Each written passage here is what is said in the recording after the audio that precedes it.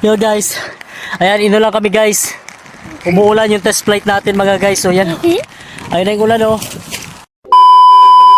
Yo, what's up mga Lodi? Ayan, bumabalik ulit tayo sa paggawa ng saranggola mga Lodi. Kasi medyo matagal-tagal akong hindi gumawa ng saranggola mga guys. Dahil nabisi tayo sa lahat ng ginagawa natin, yung pangkabuhayan natin mga guys. At alam nyo naman guys, yung mga pinupost ko mga Lodi, nabisi talaga ako dun sa farm namin, yung sa palayan namin. Kasi marami akong inayos din dun mga Lodi. At hindi ako nakapag-upload. At syempre nagkaroon din tayo ng problema guys sa cellphone mga Lodi, or yung camera na ginagamit natin mga guys. Kaya medyo inuna ko muna yung pagpa-farming natin mga guys, para syempre kumita tayo. At syempre sinasama ko rin si Mrs. sa mga ginagawa namin, kagaya ng real estate mga Lodi. At ayan nga, nung medyo nagkaroon tayo ng pagkakataon na makapag-ipon, nakabili na tayo ng cellphone mga Lodi. At ito na nga, bumabalik ulit tayo sa pagsasaranggola mga Lodi. So abangan nyo guys, so tuloy-tuloy na yung gagawin natin na ginagawa nating pagbablog sa saranggola mga Lodi. At ayan nga, sa mga hindi pa nakapag-subscribe sa aking YouTube channel, ito yung aking YouTube channel.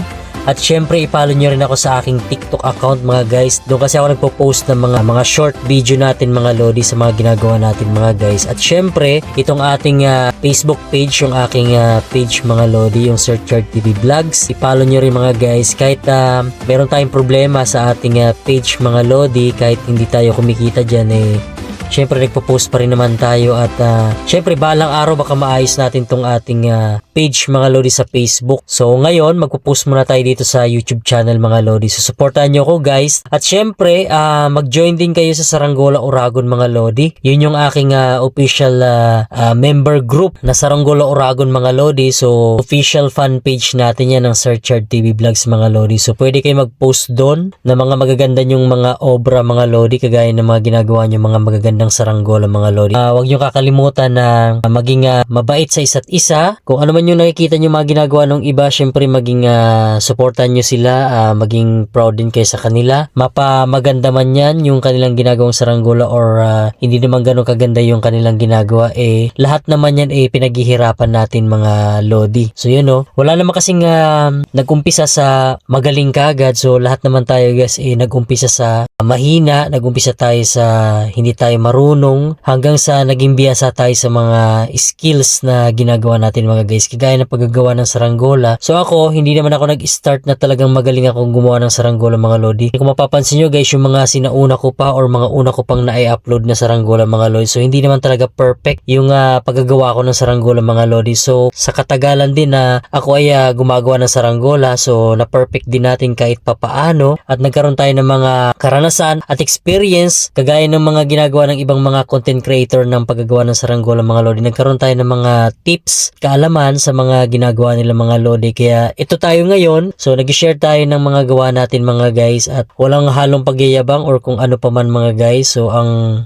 goal ko lang talaga dito is may mapasaya tayo at meron tayong ma-inspire na mga kabataan na sa ngayon nga nahihilig lahat na mga kabataan ngayon sa cellphone. So pwede naman tayong maglibang kagaya nitong paggagawa ng saranggola mga guys. So yun at makaiwas pa kayo sa mga radiation ng mga cellphone, at pwede naman kayo magpainit mga guys paminsan-minsan. So kapag nagkasaranggola tayo guys, maiinitan tayo, makalanghap tayo ng sariwang hangin. So ma-exercise yung ating katawan, at paminsan-minsan kagaya nitong season ng pagkasaranggola mag-summer na naman, matatapos na naman yung pag-aaral ng mga kabataan ngayon, at ito na. So marami nang nahihilig ulit sa pagkasaranggola mga Lodi. At syempre take note mga guys, mag-ingat tayo sa pagpapalipad ng saranggola, at wag tayong palipad sa mga mapuno sa mga airport, sa malapit sa kalsada, at sa mga poste mga Lodi. So iwasan natin yan mga guys, kasi hindi natin maiwasan yung mga disgrasya. Palipad tayo ng nag-i-enjoy mga guys, at kung hindi kaya ng saranggola natin, wag nating paliparin. Kung malakas yung hangin, kung katamtama naman yung hangin, at alam natin yung kakayahan ng saranggola natin,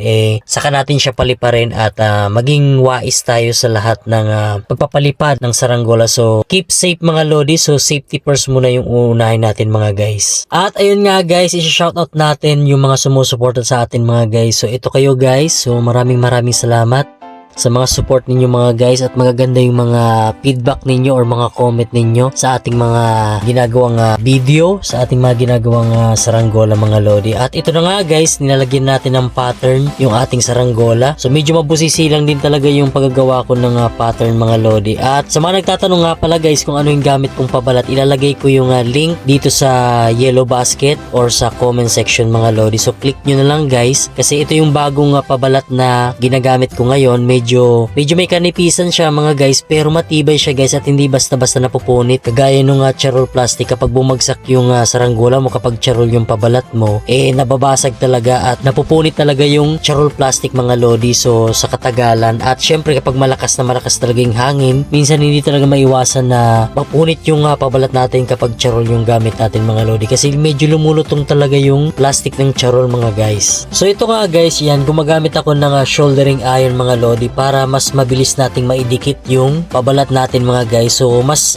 prepared talaga ko, or mas maganda talaga gamitin yung shouldering iron mga lodi, kasi mainit talaga siya at konting dampi mo lang talaga dun sa plastic mga guys, at talagang matutunaw talaga siya. Kaya dapat kapag gumagamit kayo ng shouldering iron mga lodi, talagang mabilis talaga yung kamay nyo, at dapat hindi kayo pasmado mga lodi, or hindi nanginginig talaga yung inyong mga kamay mga lodi. So ito na nga guys, halos natapos na natin na idikit yung mga pattern mga lodi. So iisa-isa na natin yan na gupitin sa likod naman mga guys, kasi yung pinaka pattern na pinatungan natin ng pattern natin ng mga kulay mga lodi, syempre tatanggalin natin yun para mas maganda at talagang kitang kita yung kulay nung bawat diamond na nilagay natin na design mga guys. Ayan, no? Yung mga nagtatanong nga pala guys kung bakit hindi katul yung ginamit ko mga lodi, maganda naman talaga yung katul mga guys. So prepared naman talaga yun, at karamihan naman talaga lahat ginagamit katul mga lodi. So ako kasi ginagamit ko shouldering iron mga lodi para mas convenient para sa akin mga guys. So nasa atin lang din naman yan kung talagang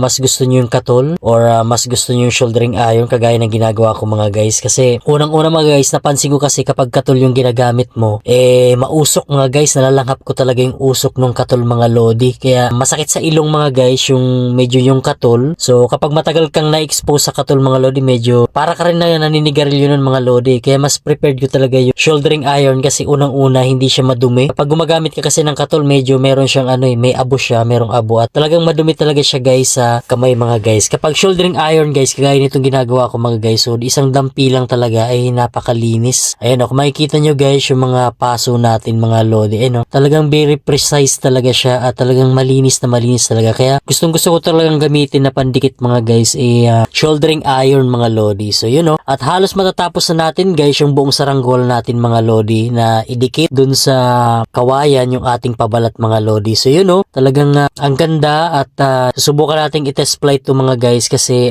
sabi ko nga pang malakas ang hangin to mga lodi dahil sa pagkayas natin mga lodi. So ito na nga guys, ayan o, kung makikita nyo guys yung pagpaso natin mga lodi, halos talagang konting diin lang talaga mga lodi. Talagang napakagandang gamitin nitong ating shouldering iron mga lodi. Kaya kung gusto nyo rin gumamit ng shouldering iron mga lodi, ayan, gagawa ko ng video guys, at so mura lang din naman tong shouldering iron kung gusto nyo bumili mga lodi. So kailangan din talaga mag-upgrade tayo mga guys at mag-invest sa mga ginagamit natin para sa paggagawa natin ng saranggola mga lodis. Ito na nga guys, ayan. Siyempre tatanggalin natin yung mga sobra-sobra doon sa pabalat natin, at ayan nga, medyo nagutom tayo, magtitimpla muna tayo ng herbal mga lodi na tsokolate siya guys, na fiber mga lodi. So umaga yan mga guys, so inom muna tayo ng tsokolate para meron tayong lakas mga lodi. Kung mapapansin nyo mga lodi, ayan o.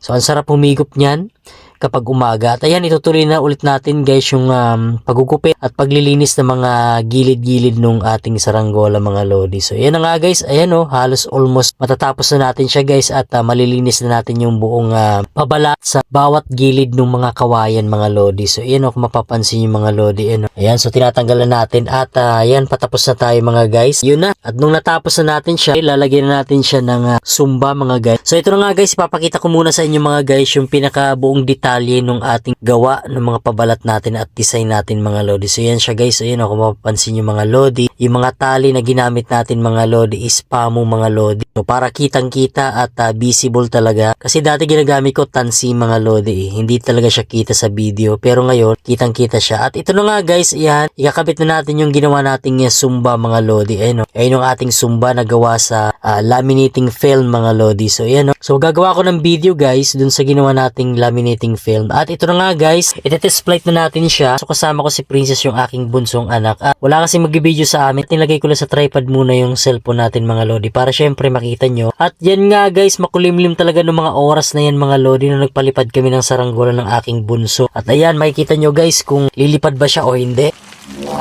So ayan guys, lumipad na yung ating saranggola. Kaya lang may problema mga lodi. Ayan o, medyo humina yung hangin. Pero wala siyang killing guys, isang talang lang kung mapapansin nyo guys. Ayan o, so sinum in ko na lang siya mga lodi. At noong mga oras na yan, umaambon na talaga at umuulan na talaga. Kaya napagdesisyonan ko na lang na ibaba na yung saranggola natin kasi medyo malakas talaga tong ulan na babagsak mga lodi. Kasi makikita nyo naman sa ulap mga guys. Ayan o, talagang ngayon makulimlim na talaga at ayan, umuulan na talaga at inabutan talaga kami ng ulan dyan ng aking bunso. Kaya dali-dali ko na lang talagang pinababa yung saranggola mga lodi. Abangan nyo guys yung full video niyan nung paglipad natin ulit yan sa malakas na hangin mga guys para makita nyo guys ng buo yung paglipad niya. At sa ngayon muna papababain muna natin yung saranggola natin guys dahil talagang umuulan na talaga at syempre kakaligo ko lang yan at yung aking bunso at baka magkasakit pa kami, nauuso pa naman ngayon yung lagnat mga guys. Ayan o. So yan na nga guys, pinapababa na namin siya guys at ayan na. At inabutan na kami ng ulan. Yo guys, ayan inulan kami guys. Umuulan yung test flight natin mga guys. So yan. Ayun na yung ulan o. Ang lakas ang ulan. Basang-basa yung ano. Okay na test flight natin to guys. Okay naman siya, lumipad siya. At wala siyang killing mga lodi. Ayun, basa na. Basa na kami. Ito na yung ulan. Woo! Patay! Dito ka. Huwag ko yung tripod. Kunin mo. Wait lang, dito ka lang. Para hindi ka mabasa. Dito. Tara, halika dito. Yan, dito ka. Basa! Guys, umuulan. Balik na naman ako. Ano? Grabe. Balik na naman. Ano, nagpapabasa ka mo. Hindi ka nagkarigos. Di ako naka... Dito ka. Waterproof yan, waterproof. So ito guys, ayan. Unang lipad. So lang kami guys, hindi ko napatayog ng mataas. Yan patilayin muna natin. Kasi yung tali, kasi hindi ko mahila. Ayun yung tali niya guys. Ayun. Yung tali niya. Ayan guys. Umulan. Umulan na kami guys.